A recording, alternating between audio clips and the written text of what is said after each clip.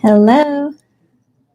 Hi, this is Dr. Dawn Michael, and I am your politically incorrect sex counselor. And I'm here today to talk about questions and answers with you on this live chat. And many of you have written in some awesome questions, and I'm going to go over today. Let me just adjust my screen. Let's see. There we go. I think that's better. Okay, so you sent me in some great questions through my email and the contact through my website, and I'm going to address them today with all of you. And also, if you have not had a chance to watch my last video, I'm going to be bringing you some great information on news on sexuality. And I'm going to try to do that once a week, as well as upload some other videos and try to do a live session with you. So after I go through some of the questions that you've sent me, you can go ahead and post your questions if you want me to answer them in the live chat. And we could get started with that. I'm just waiting for a few more of you to show up. And I see we have a couple people that have jumped on. So anyway, some of the questions that you sent, I combined them together. And if I get a couple of the same ones, I'll combine them together and then answer them. I've gotten a lot of questions on the topic of cuckolding, which is the first question that I am going to go over. Now, I have many videos on this topic, and so if you haven't had a chance to watch them, go ahead and do that, because I'm not going to go over the definition of cuckolding. That's something that you can look up, but it's actually the second most looked up item when people are looking for porn. I'm not sure why, but it seems to be something that people are interested in. And obviously the term has been around for a long time. The basic, I'm just going to give you a basic terminology for it. It's when a husband wants his wife to sleep with another man, and either him be involved in that situation or her to come back and tell him about it. And then there's all other ideas. And different people have different fantasies surrounding it. But what I will say and what I've seen is it's mostly a male-driven fantasy. And many times a man will be engaged in watching cuckold videos for a very long time. And so he will be very much entrenched in this type of a fetish. But yet his partner usually is not, or his wife or spouse doesn't know much about it. And so I'm going to jump into one of the questions right now. And okay, so the first question I have is, how do I get my wife interested in a cuckold relationship? I have been asked this question probably hundreds of times. And again, I have gone over some of that in other videos, but I'm going to kind of give you the straight answer that maybe some of you don't want to hear. But the reality is you can't get anyone to do anything that they don't want to do, especially when they don't understand why you might be interested in it. And many times women will say, if my husband loved me, why would he want me to sleep with another man? It's unnatural. And so women think about sexuality different than men do. And when they get involved in a relationship, especially a marriage, they mostly would want to have a monogamous relationship. And I've noticed this even more so when after they've had children. So maybe a couple has they've gotten married and maybe they had more of an open relationship before they experienced things together. But then once she had children, she no longer wanted to engage in that. And that is something that I hear quite often. And the other thing is maybe you didn't engage in anything beforehand, your wife knew absolutely nothing about your fetish, and you have this fetish, and then you now want her to be involved in it. And maybe, some women try it, some women don't, some women completely freak out. The thing is with men is they have to understand that it is their fetish. It is not their wife's fetish. And they know all about it because they've studied it, they've lived fantasies, and now somehow they want their wife to be okay with it. And what I can tell you is the couples that I've helped, because there's been many, some relationships have been completely destroyed because of this, where the husband maybe had it in fantasy and then pushed it further into wanting to actually live out that fantasy. And the relationship has either ended or, again, much of the scenario is that the women fall in love with the men that they're involved with. And then that's the one thing that the husband doesn't want. He wants to be in control of the sexual situation. The other thing is that most women don't understand what the turn on is for their husbands. And the best advice I can give you on this subject is, if this is you and you're a guy and you want your wife to somehow live out this fantasy with you, or at least play act it, you have to understand, first of all, why you have the fetish, and it is your fetish, and explain it to her. What about it turns you on, and why you want her to engage in it. Until she understands that, she's most likely just going to think that you're out of your mind or that you don't love her. And I'm not advocating cuckold relationships. I've actually seen them destroy marriages. But, it is a fetish, and sometimes people can deal with it in fantasy and it works out. Instead of actually pushing it into reality, if you just use it as a fantasy in the sexual situation, that might be enough. And, some women are okay with that, or, they're fine with that. So I'm going to leave it at that. Hopefully I answered that question. I have a couple of questions here that you have in the live chat, so I'll take one of those before I go on to the next question that was emailed to me. So, okay. So Patrick says, both my wife and I have interest in trying this. It was originally my idea, of course, but now she is wanting to do this for us. As for us, it's not truly cuckolding as it is for a bi MMF threesome.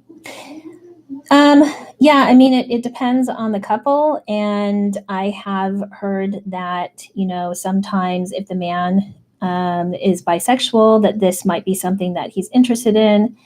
And obviously, if, you're two consenting adults, that is part of your relationship. I have seen situations like this, but I have not seen them work in the long term. So that's just what I've seen so far, but maybe for some people it does. Okay, let's see.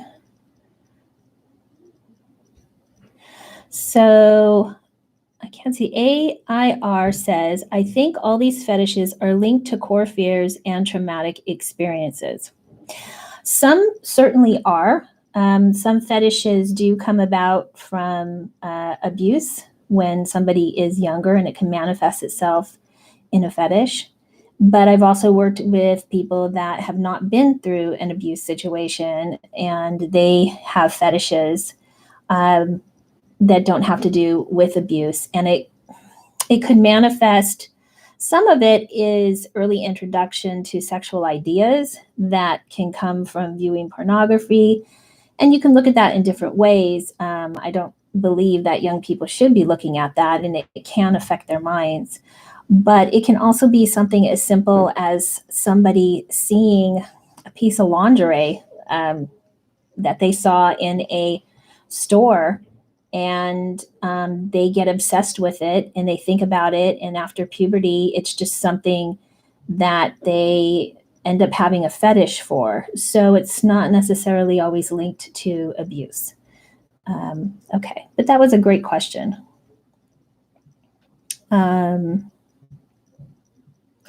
Michael Shaw says cuckolding is a very dangerous game to play. I would tend to agree with that in many. Again, most of the people that I work with, they come to me because they have a problem. So I'm definitely looking at that population.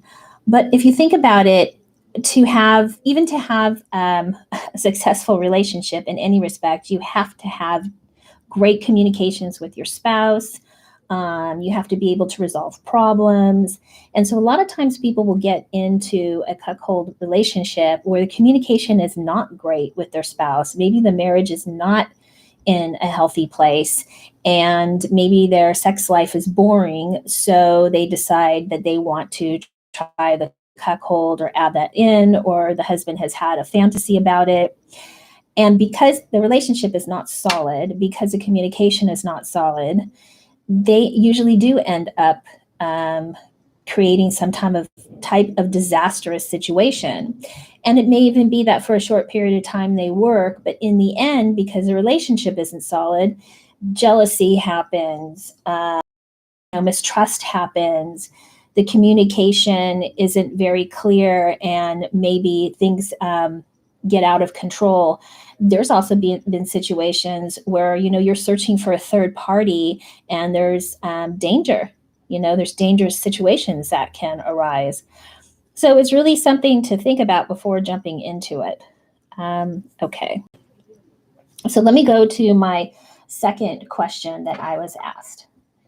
And again, all the questions that I'm reading today is because I've been asked them in different ways a couple of different times. So this next one is, if I like to dress in women's clothing, does that mean I am or transgender? And so it used to be called transvestite a long time ago. It used to be called cross-dressing. I'm not crazy with labels, but I guess you have to put labels on things. But that's not necessarily the case. There are definitely some men who like to wear women's clothing for various reasons that are heterosexual and are not bisexual, are not gay, do not want to be transitioning into a different gender or transgender. They simply like the feel of whether it's the silk or the lace or the way that it makes them feel in it.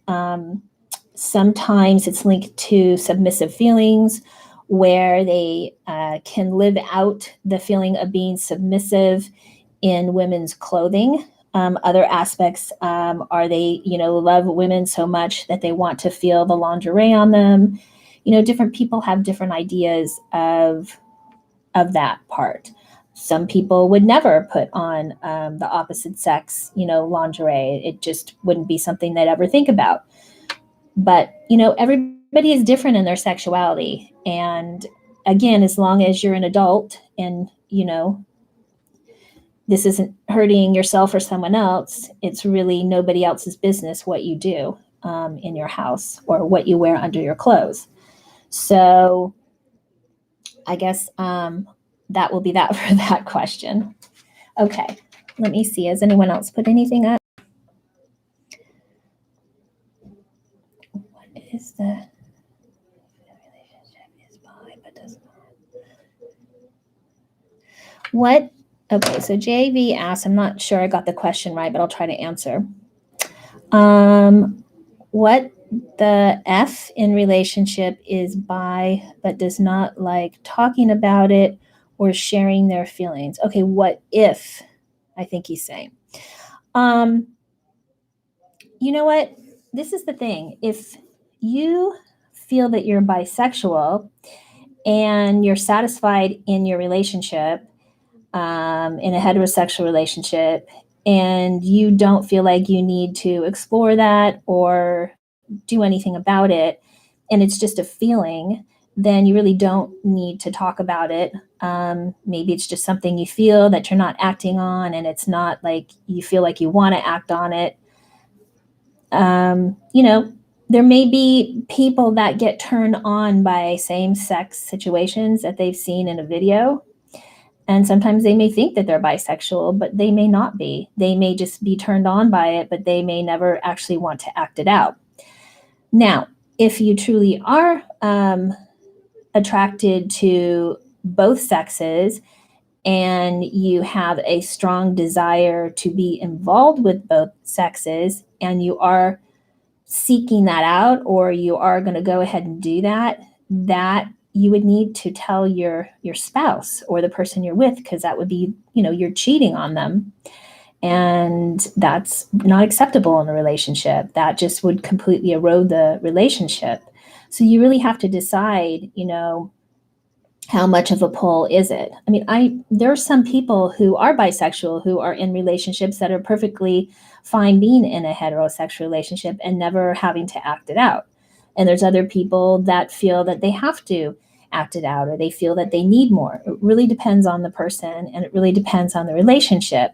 But again, if it's something that you're going to do or you're actively going to pursue, you have a moral obligation to tell the person that you're with about it, not only because you're going to break the trust in the relationship, but there's also health risks involved with that. So I definitely hope I answered that question.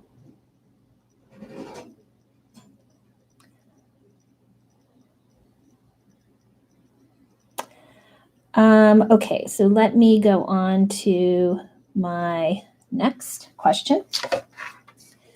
These are great questions, so keep asking them. Okay, here we go.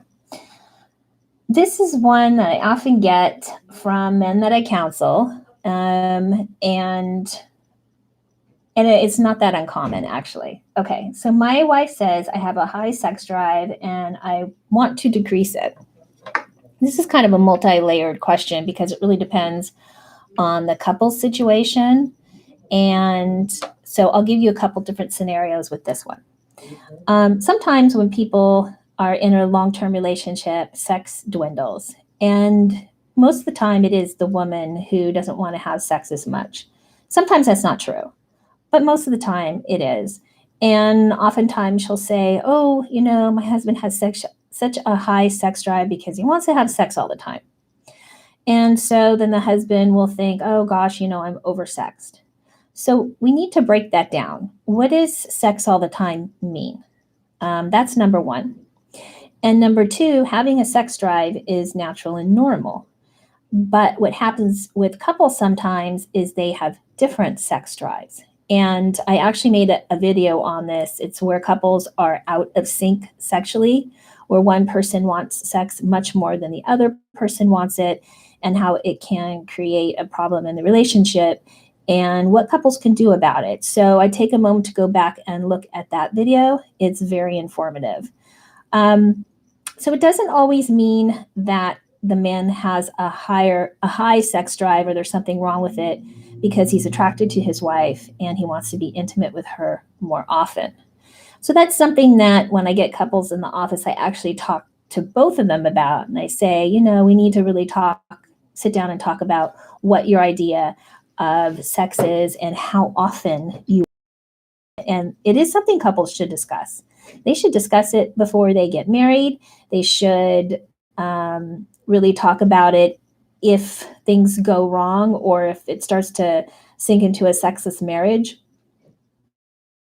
how they can resolve it. It's very important to have open communication.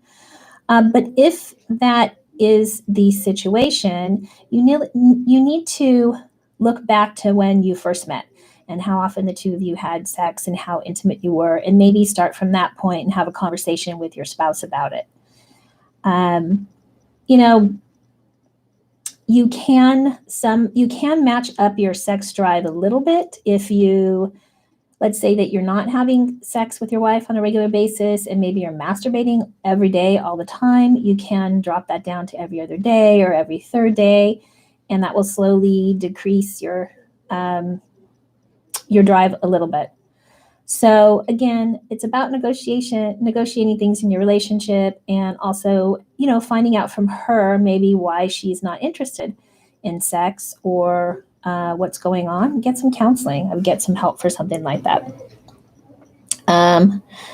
Michael Shaw says, "Thank you for this live chat, doctor. It's very interesting. I'm glad that you like it. That's why I'm doing it, is because I do get a lot of people who want to go to counseling, but I know that counseling for everybody can be costly. And I also know that there's not a lot of information out there on sex, like sex in relationships. I want to say healthy sex, meaning that people are having a great relationship and the sex life is good. It's not hurting you in any way. It's not creating any problems. And I think the way society is, where it's just, anything goes and pornography on demand, I really think that it has kind of taken away from relationships where couples can have that connected, intimate, type of sexual relationship. So it's really important to put things into balance. Many times things are out of balance and they don't often work. Okay, let me see. I have another one. I'm not sure what that is. So Patrick came back and said, "For me, being bi is also about the sex and nothing else. I have no attraction to men, but the thought of me and my wife sharing that is a completely different story." Yeah, that's not unusual, what Patrick said about the sexual aspect of it and not the feeling aspect of it. Um, there's ways to fantasize about that, maybe with your wife, if she is not comfortable with you doing that. But again, it's hard, because if you get into a marriage and you feel a certain way, you're in the marriage already, and you didn't really talk about it beforehand, and so it's hard to get into a monogamous situation and then all of a sudden, open it up to something.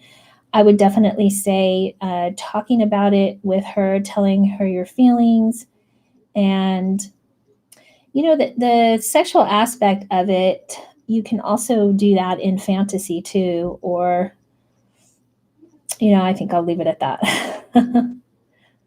Okay.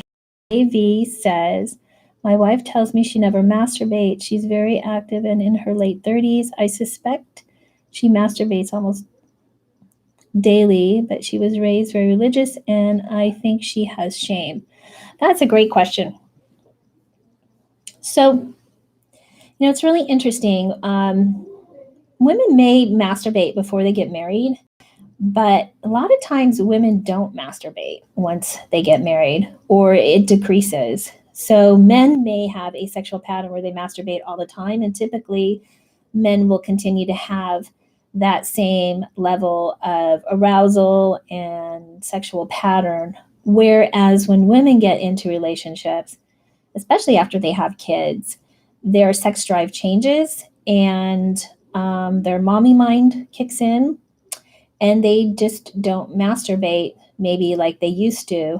And even if they haven't had kids, I have noticed with women, it just decreases once they're married and they see that the sex with their husband is enough for them.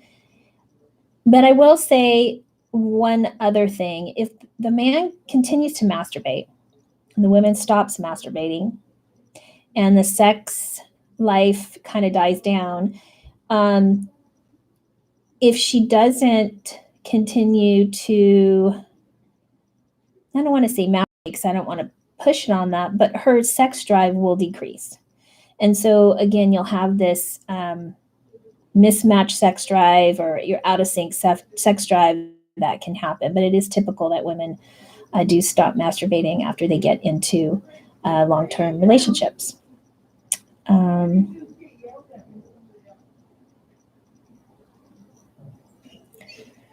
Okay, so we're still talking about the bisexual relationship. She's the one that brought this up and wants me to go bi.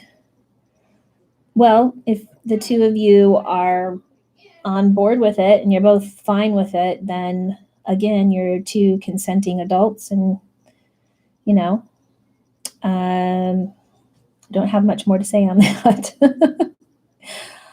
So anyway, a couple of things that I want to bring up because I'm done with the questions I have. I just wanted to read 3 of them to you. And if you have any more questions right now, you can put them up real quick before I end the live session. But I do want to say on my website, I have an area if you want to ask a personal question. And it is for a small fee, but it is personal and I can answer it for you. And a lot of people use that option if they don't want to get into a counseling session.